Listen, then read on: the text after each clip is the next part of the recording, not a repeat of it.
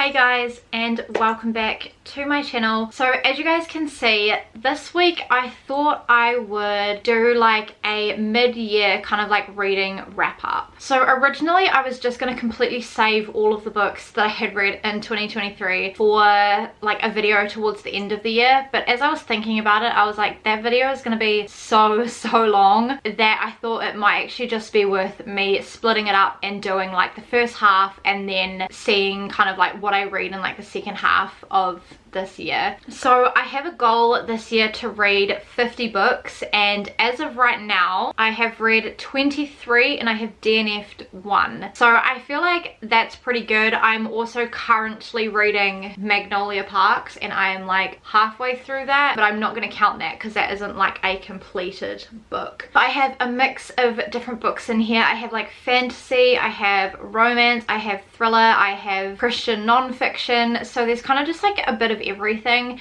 And so I thought I would just chat to you guys about my thoughts on things.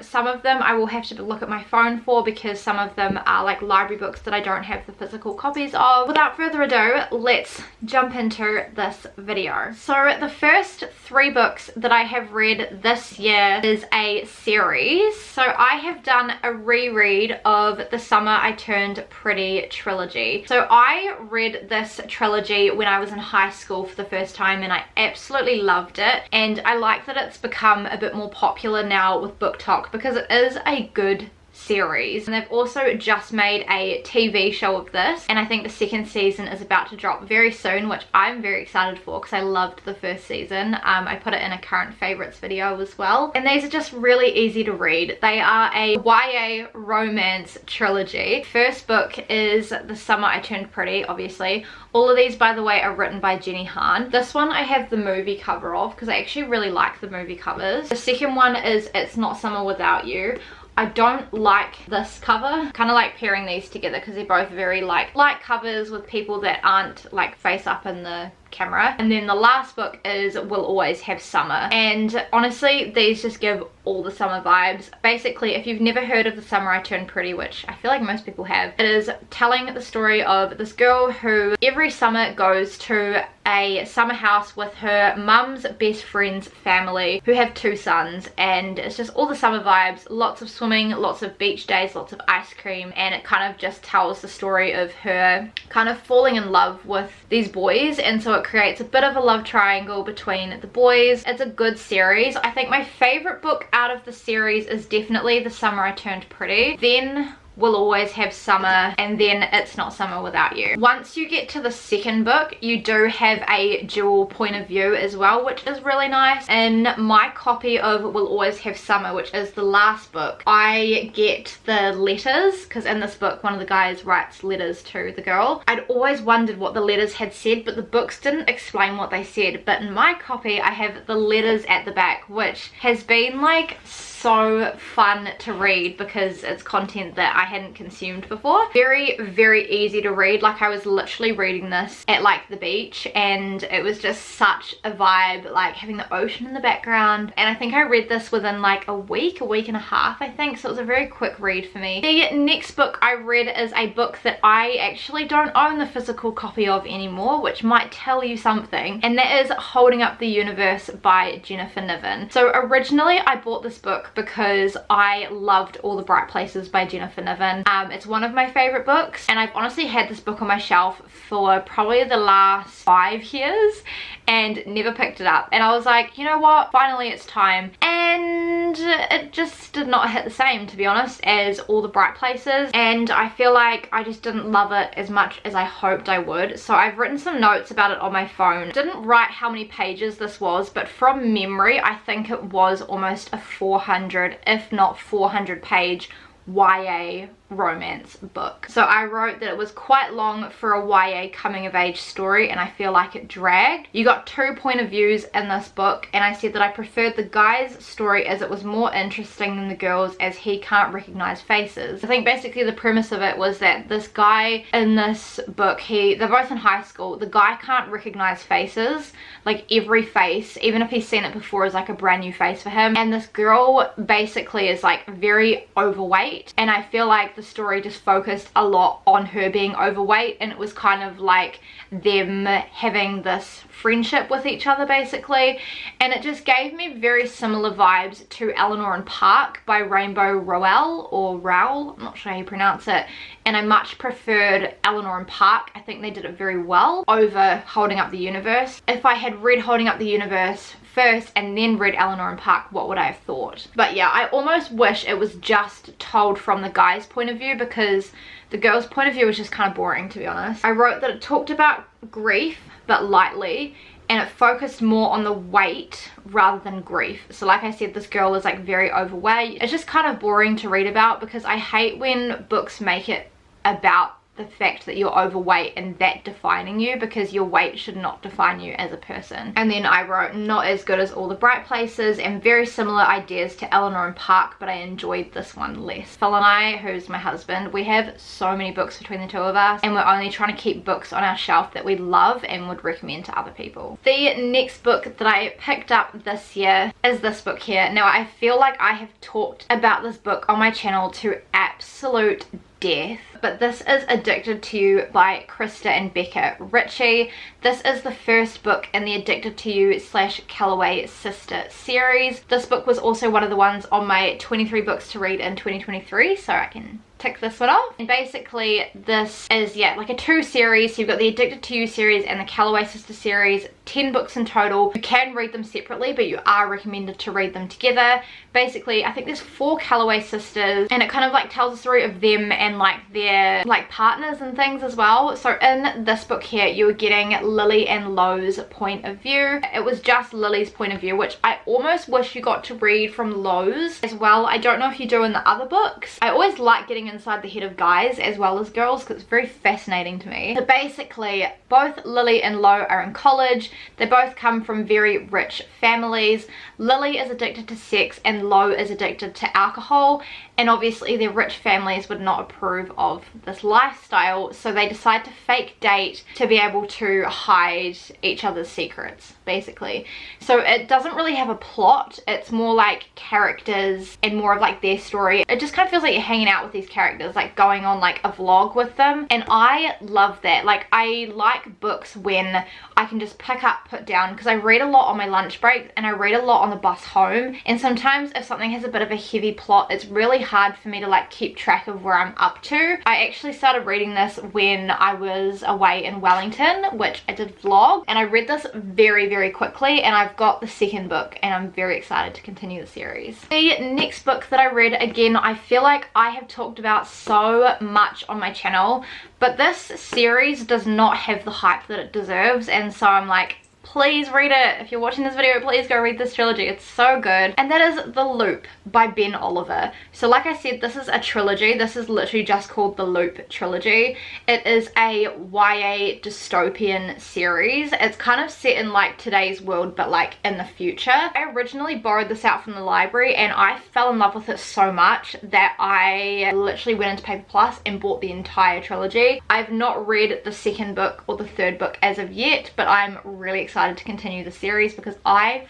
freaking loved this. This tells the story of Luca, who is a prisoner on death row in this prison in the Loop. So the Loop is like the prison. Basically, it's kind of like solitary confinement, where you are like in the cell for like 23 hours a day. You get 1 hour of sunlight per day, but the cells kind of feel like they're like right next to each other, and they have these massive concrete walls in between all of the cells, so like you can't climb up them. That's like the little patch of grass that they have, so they can't actually see anybody else, but they can like hear others, they can talk to others, they can make friends, but they just can't see each other. And basically they are testing all of like this new technology in this world that basically enhances your life and helps you live longer for like people on the outside of the prison to buy. And they test them on these prisoners that are on death row. They can refuse to get these technologies tested on them, but if they refuse, then their death sentence, like the day they're due to die, doesn't get pushed back. So the more technology they test on themselves, the further their death date gets pushed back. And obviously they have like the same kind of routine. They like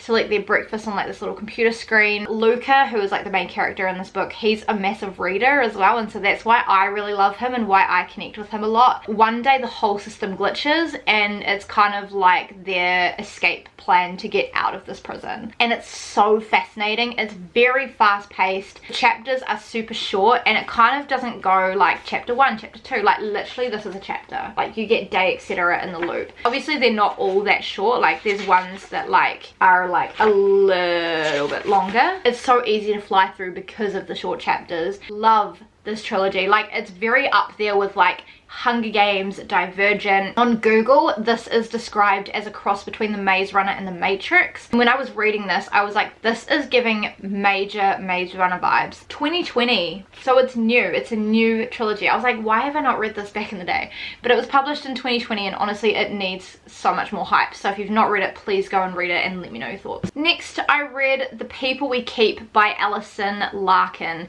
I have mixed feelings about this book. This book had like a time jump halfway through, and I was really invested in like the first half of the story, and I was loving it, and then the time jump just kind of killed it for me, if I'm honest. It's kind of like a coming of age story where this girl is living in a trailer park with her father. Her father is like a little bit of like a drop kick. He's not a great father, and so one day she decides to up and leave and kind of just like reinvent herself, restart her life somewhere else, and the story kind of tells her journey through that, her figuring herself out. So I said that I liked the first part better, wish they'd kept on that storyline, as was loving the start, and the time jump was in a strange place. It was coming of age, girl grows up poor in a trailer park in the 1980s and wants to be a singer. Oh yeah, I forgot she wanted to be a singer. And I think that's why I connected with her as well, because I also love to sing. Not much character development. She was kind of dumb with jumping on every guy who showed her the smallest amount of attention, and one guy that she gave a second chance was a waste of time and was a leech to her. She ran at the smallest thing rather than standing her ground. I can just remember that so clearly, and that kind of happened like I think in the second half of the book, and I was like, girl, you have come so much further than this. Like you do not need to like leech onto this guy who is actually just like a waste of time, like doesn't do anything with his life, isn't contributing to society, doesn't like help bring in money, all that kind of thing. So that really annoyed me. And then I said that some things that happened felt like they came out of nowhere and was the author trying to keep her character interesting. So it sucked because obviously this book has a lot of hype as well, and I really wanted to love it, and if they'd carried on with the first half of the story I would have, but the last half just killed it. Okay, sorry if I'm in a slightly different position, my battery just died, so I just changed it over.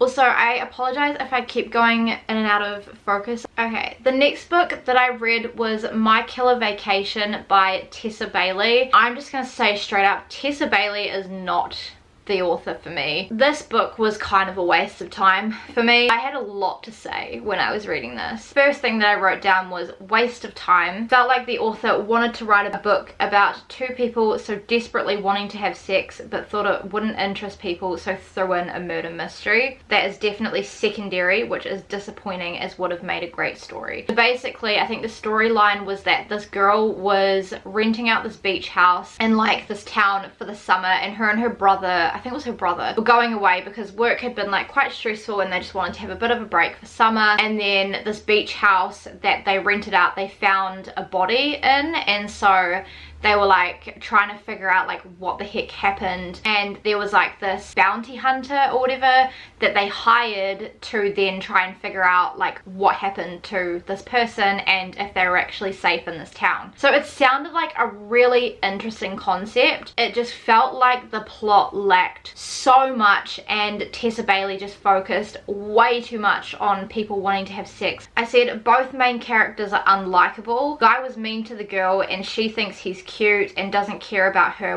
which really pissed me off because I'm like, girl, he is not being nice to you, he is being mean to you. She thinks that the guy doesn't care about her when it's obvious that he does. Like, he kind of cares about her, but he cares about her in a way that he's like mean to her. It's a really weird thing, but like you can tell as a reader that like, girl, I reckon he cares about her enough to like want to have sex with her, and that's kind of it. When she's like, oh, he just doesn't care about me, it's like, well, he does, but he wants to have sex with you. Like that's what it is. I said that she seemed a bit thick. The guy was bordering on possessive rather than protective, and he was getting a bit stalkerish. He's not respectful at all and gets annoyed at her being annoyed at him. I said too much explicit spice, basically porn in a book, which is not, I don't know how it's allowed, to be honest. It was just too much. Like, there's like spice, and then there's sex scenes, and then there's Tessa Bailey. Like, that's where she is on this line, and I literally got Phil to read some of it because I was like saying to Phil, this is just way too much, and so I showed him and he was like, yeah, that's just way too much. So I honestly don't know why Tessa Bailey is popping off, like especially to like young people, because it's not appropriate. Then I said the ending was the only good part and the brother was the only likable character, and then I said that there was no hint at all through the book who the suspect was or anything, and that it really lacked depth. So needless to say, that book has put me off Tessa Bailey. The only reason I didn't DNF it was because it was like under 300 pages, so it was a really quick read. Now we're gonna move on. Again, that was a book I borrowed from the library, was more than happy to return that one and never ever talk about it again, and it has completely put me off Tessa Bailey's other books. The next book that I read was again another library book, and that is They Both Die at the End by Adam Silvera. Now this I actually quite enjoyed.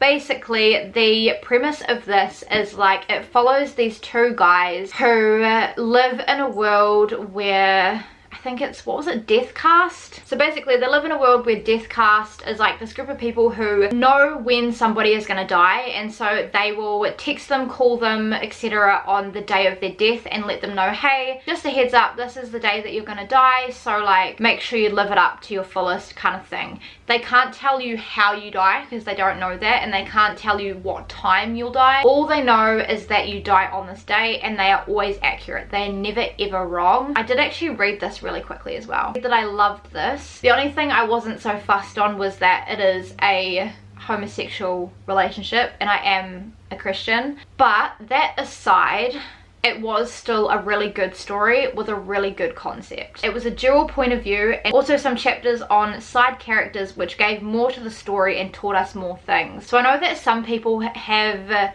come out and said that they just didn't understand the whole like side characters and why their chapters were necessary, but they all kind of tied in, and they kind of gave you a little bit more insight into like how other people are kind of coping with this whole Deathcast situation, and I think that was the point of the side characters, and I really enjoyed that. I said that it shows some really important messages about death not being selective to poor or old people, rich people, older people, nice people, mean people. Death comes for everyone. I said that it was short chapters and that I read it very quickly, and then I said that it does have a gay relationship, but it's not the main focus, and it's only active in the last quarter, which I really appreciated because as a Christian I could still read it, enjoy the story, but I didn't get too much of that particular kind of relationship up until the end, which there wasn't really a lot to read about. It wasn't spicy, none of that stuff, and so I appreciated that. And then I said that it was not focused on the relationship, which was perfect for the book, so it was more focused on plot with like a romance subplot than it was with like romance with a plot subplot, if that makes sense. And then I said that one of the characters had so much character development. The next book that I read again is another library book, so that was obviously a library book, hence why I don't have the physical copy, and that is Hunted by Megan Spooner. I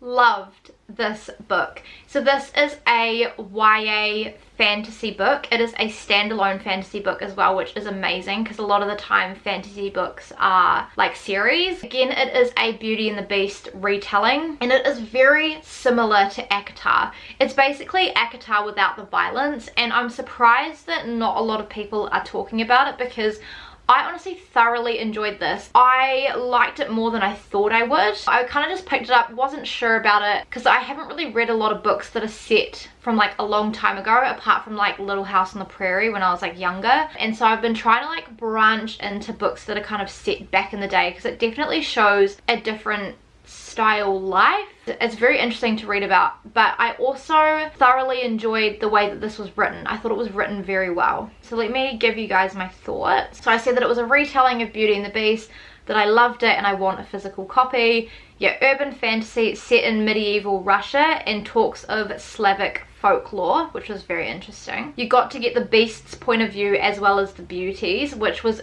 very interesting to read about. I really loved being in his head, and I feel like it added more to the story. In saying that, his point of view is only like a few pages and it's mostly told from the girl's point of view, but I still think it added a lot to the story and it needed to be there to be able to understand and sympathize with the Beast. It got into things very quickly, very fast paced the whole time. I loved the main character, very relatable, and the side characters also were all very enjoyable. The ending was good, not so straightforward, which I loved. You have to be paying attention though. It's easier to read when I sat and focused on it rather than being one of those books that I can pick up, put down, pick up, put down. Said that the author's note was so enjoyable to read and very different, and I loved it. Honestly, the Beast was likable, the girl was likable, the side characters were likable. It was honestly fantastic. So yeah, if you loved ACOTAR and you're wanting something similar but just without all the heaviness, definitely read Hunted, because it was a great book. Next up, I read the famous It Ends With Us by Colleen Hoover. I can't believe it took me so long to read this, but I was kind of a bit scared to read it because it does have a lot of hype, and I was like, oh, what if I don't like it? But I loved this book. I think I loved it more when I found out that Colleen Hoover had written it based on the relationship that her mum and dad had. I do think people don't talk about the trigger warnings enough with this book, because I didn't know there were any trigger warnings with it because no one talks about them. They always talk about how great the story is, which it is, but there's also a lot of trigger warnings that need to be addressed in this book. So if you want to read this and you haven't yet, definitely check out the trigger warnings before you go into this. In this book, you have a then and now timeline. So the then timeline talks about Lily growing up during her school days in a household that is quite tough. I'm not going to say with what, but it's just a very tough, very emotionally draining household. And she befriends one of the guys that goes to her school, so they form a little bit of a friendship. He's a bit of like an outcast at school. And then the now timeline is Lily living in Boston, kind of rediscovering herself, figuring out who she is, and then she meets a guy. There's kind of like a bit of a romance between them, and then the guy that she grew up with comes back into her life. And so it's kind of a bit of a love triangle, but it also talks about a lot of heavy issues. It's great, honestly. The characters, fantastic. Like, they're written very well. They're all very different as well, but I honestly flew through this. I loved this. I find Colleen Hoover's writing very easy to read. The next book that I read is Forever by Judy Blume. Now this again had been on my shelf for like 5 years or so, like a really long time, and I kind of picked it up when I was like in high school. Like, it was one of those discards at the library, and so I was like, oh yeah, cool, like I'll keep it on my shelf. But in hindsight, it is a book that I wish I had read when I was younger, but I still don't think I would have loved it. I really didn't enjoy it at all, hence why I don't have a physical copy anymore. I gave it to charity. It's just too young for me. So I said that it was a waste of time, so boring. The guy and girl getting together in school, them finally having sex, then breaking up. No plot. So that was basically the plot. This guy and this girl getting together in high school, them finally having sex, and then them breaking up. The girl seemed to be defined by her relationship. She isolated her friends, was scared of sex, but seemed forced into it even though it wasn't addressed at all. Just the way it was written made me feel really icky about the guy. The girl was very immature. She was 17. The way it was written felt like she was 14. Like, I just expected a bit more from a 17-year-old than how it was written. The guy only cared about sex and seemed to only love her after sex, which frustrated me. Again, massive ick with me. He said some things that were not it to her and that she just laughed off. So again, very like innocent, naive. The guy's being a dickhead and she's like, oh, he's so cute, he loves me so much. Like, no, girl, open your eyes. I said that it was written YA, but more of like teen fiction, but the sex was not appropriate. The only reason I finished it was that it was under 200 pages, and so it was a really quick read. And after that, I honestly just needed to read something that I was like, I need to just read something good. So I picked up The Inheritance Games by Jennifer Lynn Barnes, and I flew through this. I loved this. Basically, if you've never ever heard of The Inheritance Games, we are following Avery, and Avery is in high school. She works part-time job. She is like hella poor, like sleep in your car poor. like only eating the meals at work because she works in hospitality, like she can't afford groceries, that kind of thing. And then all of a sudden one day she inherits billions of dollars from this old rich guy that she has never ever met. He also had a family who were expecting to receive this inheritance. They inherit some of it, but nowhere near as much as Avery. And to be able to actually receive this money, she has to live with this guy's family in their massive mansion for a year. The whole time they're trying to figure out why she's inherited all this money. She's working with the 4 brothers because they want to know why she's inherited all this money. The family is obviously like really annoyed at her for like inheriting their money, and it's kind of like very like Nancy Drew. It is like a YA mystery trilogy. I do have the next 2 books which I do want to read before the end of the year, and I loved it. Like it's kind of like one of those houses where there's like secret passageways in the wall and like under the floor, those kind of things, and there was always something happening. It was so fast paced. The chapters are also really short, so it's easy to fly through. It was one of those books that I stayed up till like 1:32 in the morning reading, even though I had work the next day, because it was that good. So honestly, if you've not picked this up, definitely read it. I know it's like very hyped on the internet, but now I see why. Like, it is a good book. The next book that I picked up again is another library book, and that is The Bookshare. I think it's by Federa Patrick. I don't actually know how you pronounce that name. I really enjoyed this book. It was more of an adult it wasn't romance. It was more of just an adult kind of coming of age almost story. It was a really strange one, but like it was really, really good. I do think I want to get a physical copy of this because since finishing it, I've thought about it quite a bit. So I said that I enjoyed this. It's more adult general fiction. Picked it up because of the cute cover from the library. The chick was very relatable in book, as was a bookworm, as well as myself, so I loved that about her. I thought the character growth was good. Thought she made the right decision at the end with her marriage and the book. Liked that it talked about the poor and rich side of life, that it was very relatable. And once I was reading, I could easily picture things and get lost in the story. And I feel like that's such an important thing to have.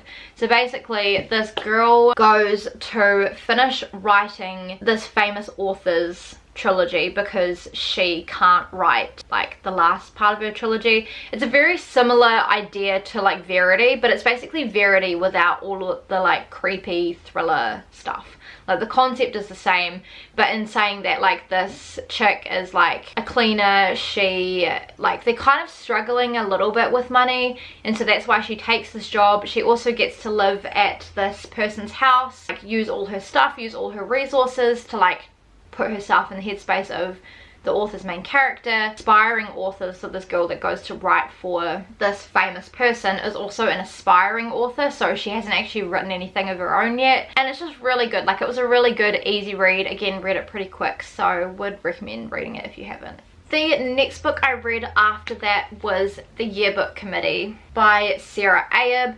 This was another one on my 23 books to read in 2023, and I also didn't say, but It Ends With Us and The Inheritance Games were also on my 23 books to read in 2023. This I liked a lot more than I thought I would. I really hoped I would like this because, quite frankly, I love the cover of this, and I really wanted to keep it on my shelf, but if it was boring, I would have got rid of it. Basically, you get 5 different points of view in the story. I enjoyed reading from every single one.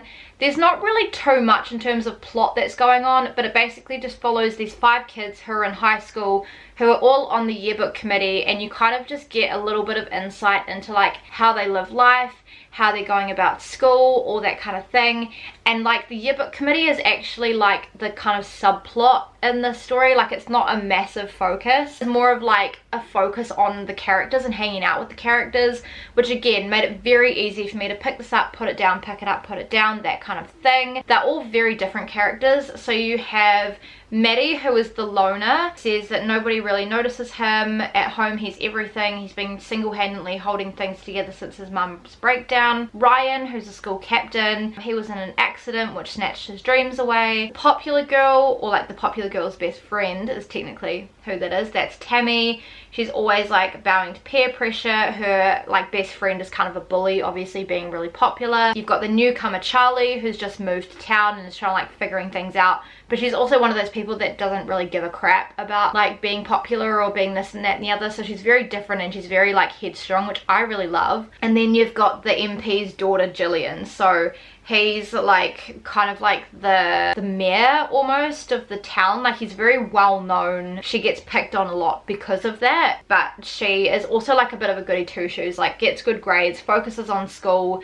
It's really important to her, that kind of thing. Not a big partier. Kind of like these people kind of all interconnect. There's some romances. There's a bit of a plot twist at the end, which it kind of hints at it at the start, but then at the end you're like, huh? Banter in this book was really, really good, which is surprising for like a high school romance book, or like, it's not even romance really, but like a high school coming of age story. Normally like romance and things, there's not really a lot of like banter or anything, but the banter in this had me laughing. Like it was so good. It's not really like a very intense read.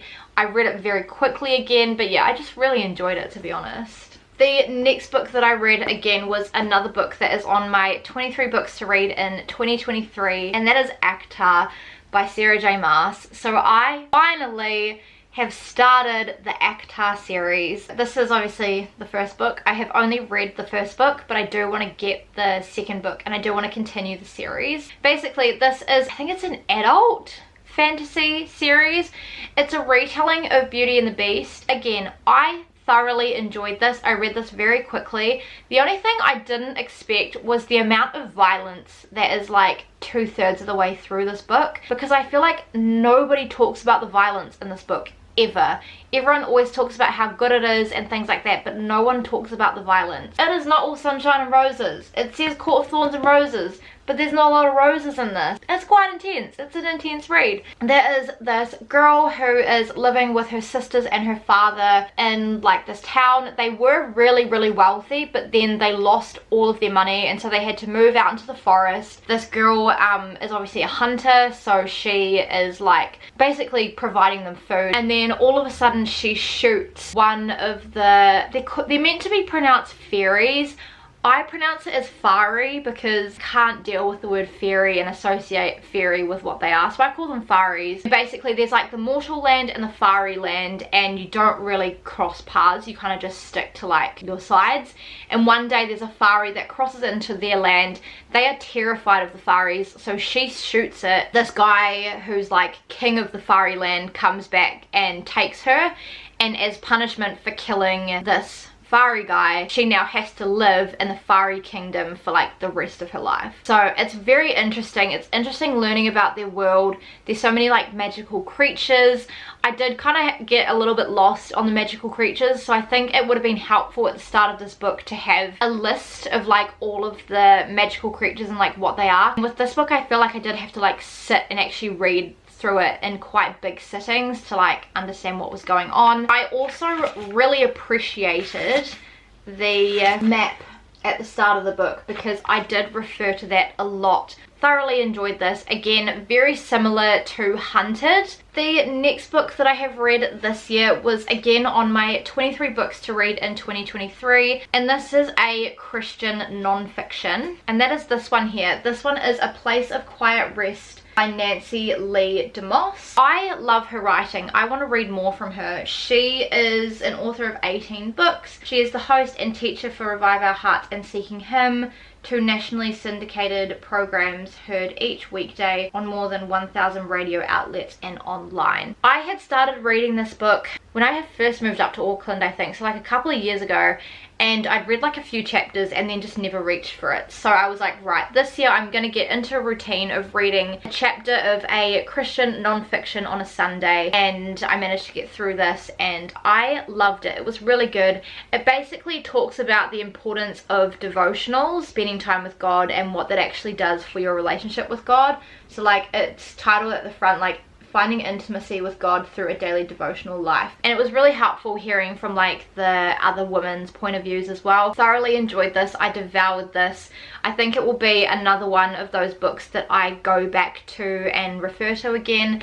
It also has, after the chapters, it has like questions and stuff for you to answer. They have like a making it personal section where they will ask a question and then you can like write down your thoughts. So I did that in my journal as well. I'm really enjoying reading some Christian non-fiction as well. It's really helping. So thoroughly enjoyed this. It was a really good one, and yeah, I really want to read more from that author as well. The next book I read again was a very quick read, and again is the only other Christian non-fiction that I have, and that is this one here. So this one is If I Were God, I'd End All the Pain by John Dixon.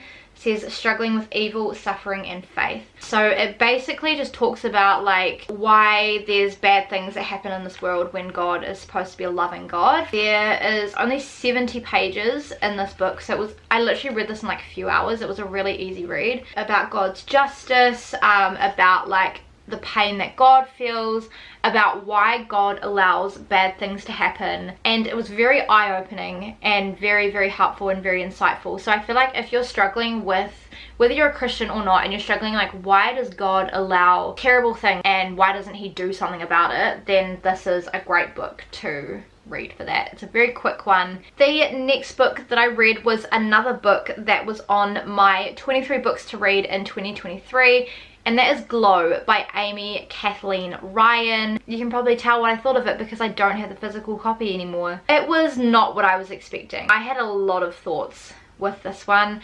Basically, the premise of Glow is that there's a guy and a girl who are part of the first generation that are born in space. Their ship is traveling to a new Earth where they hope to like settle down and like kind of re-establish civilization and all that kind of thing, because I think there's a lot of war on Earth and they had to like leave and it kind of just became desolate. The guy and the girl, I think it was Waverly and Kieran, I think from memory, and it's like them forming a relationship, and then one day they're torn apart and they're trying to find their way back to each other. It is the first book in the Sky Chasers series, I'm pretty sure. Like it's a YA dystopian, I think it's dystopian or sci-fi. It's kind of that kind of genre, and I honestly had really high expectations for it. I thought the concept was really good, but the execution was just terrible. Let me read you my thoughts. There's a lot. I said that it was a terrible book, waste of time. The back of the book says two main characters are in love, but she's doubting it at the start, which pissed me off to start off with. The rest of the book up until the end, she says she just wants to see him and loves him so much. Then at the end she flips one night with him, then flips and goes to a different guy, and she judges the original dude that she liked way too quickly. So that frustrated me, because I'm like, literally you've built this entire like I need to get back to him because I love him so much, and then you just completely flip and go to another guy. It frustrated me. I said that the love triangle didn't work, as the guy she goes to is a liar and an asshole and not likable at all. I hate the way they brought religion into it, as it's more culty than religious and puts religion in a bad light. Religious characters don't act or speak how you would if you were religious. I said that the female character was so dumb. She knew at times things weren't right, but then she would say things like, what if they're telling the truth and maybe they are, when she knew they weren't. And she would verbally say that she doesn't believe what they're saying is true. Almost 400 pages, and it felt too long. I feel like it could have been wrapped up within like 350 pages. I said that it was not written well. The timeline was too jumpy, and it was written in parts from third person. It would have been better written from first person as a dual point of view, as story felt like it went back in time a bit, and you couldn't really tell what events were lining up with the boys and the girls. So basically the boys and the girls get separated. It will tell like a whole bunch of stuff that happens with the girls, and then it feels like it goes back in time and tells during that time what happened with all of the boys. And I'm like, why don't you just write it from Waverly and Kieran's point of view and have the same timeline but have what's happening at that same timeline? Like, that just makes more sense in my brain. I thought about DNFing it multiple times, but I just wanted to finish it because it was on my 23 books to read in 2023. So after that book, I was like, right, I actually just need to read something that I know is gonna be good. So I picked up It Starts With Us by Colleen Hoover, which is the last book in the It Ends With Us series. This book I loved.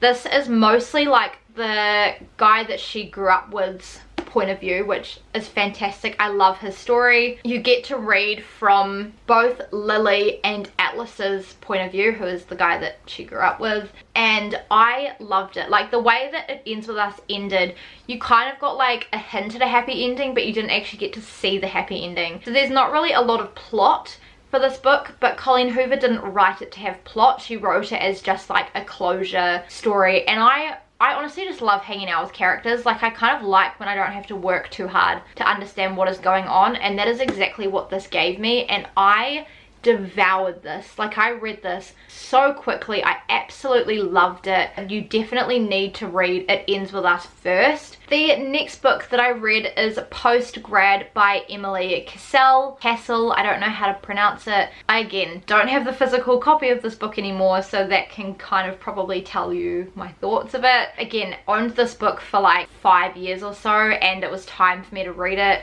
I mostly picked it up because it was quite short and I knew I could fly through it, but I have not kept it. So let me tell you guys my thoughts on this one here. So I said that it was a YA screenplay adaptation from the movie, which is probably why the book was quite limited, because the movie script was written first and then they wrote the book from the movie script. I've not watched the movie, but I feel like it's almost one of those stories that would actually have been better as just being a movie rather than being written as a book as well. I said that it was okay, and that's why I didn't keep it, because I didn't love it. The banter was good, but the storyline was kind of boring. So that was my decider. It was very predictable. The female character was very naive. She seemed more like she was leaving high school rather than leaving college with how she thought. So basically it's like this chick is like leaving college and she is aiming to get like her dream job at the dream company and live in like this dream apartment, and then everything falls to crap and she has to like move back home with her family, who her dad is like a very like do it yourself, fix it yourself kind of guy. Brother is very strange. Her grandma is like really odd, and her mum is like a very thrifty mum, which there's nothing wrong with that, but she makes it into a bad thing. The last thing she wants to do is like live at home, so she kind of is like forced to move back with her family, and it kind of just tells like her story of like her learning to like love her family and find herself and that kind of thing. So it was just kind of boring. I loved the best friend. He was a great character in this. I hated the love interest character that they tried to do a love triangle with. There was an age difference trope and it creeped me out because it felt like he was just a lot older. There was never once where I was like, oh yeah, like I actually really like this guy. Like the love triangle guy, I was like, ew, he is disgusting. Like no, stay away from him. He's not it. That it was a very short book and it was under 250 pages. So that's mostly why I picked it up and read it. And then we are almost done. I have 2 books left. So the 22nd book that I read this year is Verity by Colleen Hoover. I was at a point after reading that where I was like, I just want to read something good. Whenever I want to read something good, I always lean towards Miss Coho because her writing is just so easy for me to fly through. I love her concepts. I love the way she writes her characters, and so I was like, cool, I am going to pick up Verity. And I was also kind of sick of reading romance because I'd read a lot of romance like back to back and I just wanted something different. And so I was like, cool, I'm going to read a thriller. I loved this. This both creeped me out and had me on the edge of my seat and also made me fall in love with the book at the very end. It was one of those books where I was reading it and I was like, I don't know why this is popular, like this is kind of gross, there's bits that are really hard to read, really hard to stomach, and then I read the ending and I was like, oh my goodness, like that made so much sense and everything kind of clicked, and I was like, wow, okay, that was a really, really good book. The premise of this is we have an aspiring author, again, who is like very poor. She is like not being able to pay her rent, all of that kind of thing, and then she gets offered a job to finish an author's series and will get paid a whole heap of money, and she gets to live at their house and that kind of thing and just use all her resources because this author can't finish her series because of health reasons. So she's like, amazing, cool, I'll take this deal. And then there's a lot of secrets that she finds out about this author. She also starts to develop a romance with the author's husband, which obviously I'm not for, because if you're married you need to stay married and be faithful to your wife, not just like come along and be with some other younger person just because your wife's health is taking a toll. Like no, that's not on. So I didn't really like the guy for that. I thought he was a bit of a sleaze and just not a great husband. And there were times when I liked the main girl character and there were times when I didn't, and I think that was the whole author's intent with it. And there was a bit of a twist in this which I didn't fully guess, but I was putting enough enough clues together that when it did get revealed, I was like, okay, I kind of guessed that aspect of it, but I didn't get this aspect of it, and I loved that. And it was just one of those books where I was like like, huh? Like, and it was a good time. It's definitely a bit of a mind game with this, but it was written very well. And then the last book that I have read so far is No Funny Business by Amanda Eskel. So in my most recent vlog, you guys would have seen I picked up this book from the library. It was the cover that kind of sucked me in. Again, I enjoyed this.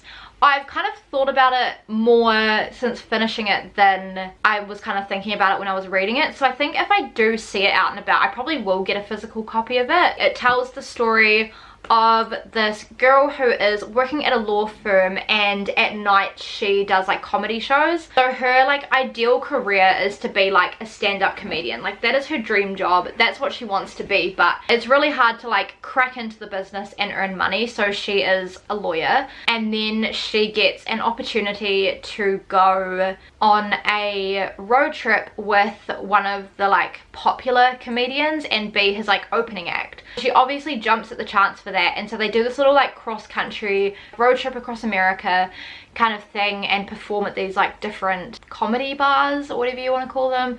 She obviously quits her job at the law firm because she wants to take this roadie seriously and use it as an opportunity to break into the comedy business. It was really good. So let me read you my thoughts that I had with this. I said that it was enjoyable. It was better reading in large chunks. I said that the humor was good, which you would hope for it being a comedic story. The only thing that I wish I got more of was at the start of the book when she was doing her comedian shows, it would kind of just go into her head of how she was feeling on stage rather than what she was saying. And I wanted to hear more of what she was saying because obviously she's a comedian. It wasn't until the very end when she kind of got a bit more confident that you got to like hear her speak and like hear her humor, and her humor was so good. I cracked up laughing at her things that she was saying, and I just wish we got more of it throughout the book. But I understand kind of why they wrote it that way, because it's like the more confident she became, the more you got to actually hear of her being comedic. I said that the characters were enjoyable, a little bit cheesy at times, but obviously still stomachable. I enjoyed the flow of the story. There was multiple problems and resolutions throughout, which kept it interesting, which I appreciate, because otherwise it would have been a very boring story. And that book as well, I would say it's probably adult romance. So there we go, guys. Those are all of the 23 books that I have read this year. The only book that I have DNF'd was The Love Scam, I think it's called, by Mary Janice Davidson. Obviously, we're like halfway through the year now, so we are in July as I'm filming this, so I obviously will do like a part 2 at the end of the year where I wrap up all of the other books that I have read. Overall, I've had a really good reading year so far. Like, there's definitely been a lot of like different things that I've read, a mix of library books, a mix of like books that I've had physically. I've definitely found some new favorites. But yeah, if you guys enjoyed this video, please give it a big thumbs up and subscribe to my channel if you have not already. Please make sure to turn on the notifications and check out my social media. It's always linked down below in the description box. If you guys want to watch more book videos, I have a few book videos on my channel, so I might make a playlist of them and link it down below and in the eye for you guys as well. I filmed the mid-year freak out book tag as well, which I think will be up by the time this video goes up. So if it's up, I'll link it down below. If not, it's coming soon. If you guys want to see more book videos on my channel as well, let me know, and I absolutely can. I think that's everything. So I shall see you guys in my next video. Bye!